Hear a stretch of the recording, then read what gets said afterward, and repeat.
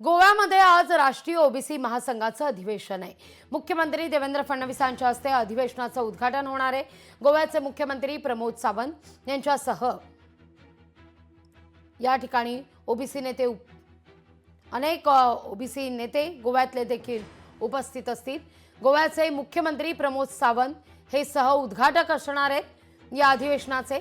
या अधिवेशनात महाराष्ट्रातील सर्व ओबीसी नेते आणि मंत्री उपस्थित राहतील।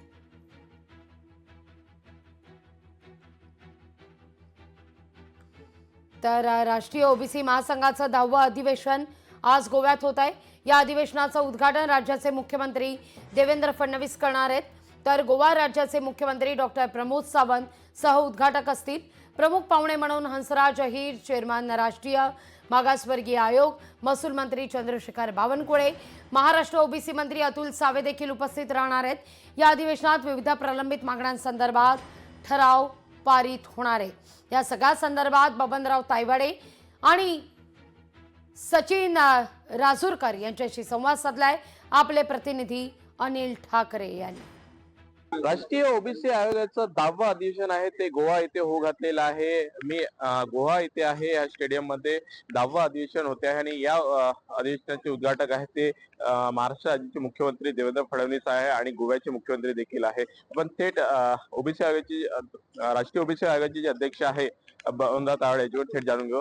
वो काय सांगाल, आज राष्ट्रीय अधिवेशन होत आहे, कुठले कुठले प्रामुख्याने मुद्दे असणार? नक्कीच आज 7 ऑगस्ट आपल्या सर्वांना कल्पना आहे की 7 ऑगस्ट या दिवशी मंडल आयोग लागू झाला होता आणि खरी ओबीसीची ओळख त्या 7 ऑगस्ट 1990 ला मिळाली होती।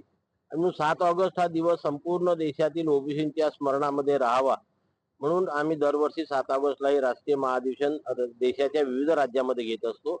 यावर्षीचं हे 10वं महाअधिवेशन गोवा येथे आज संपन्न होत आहे।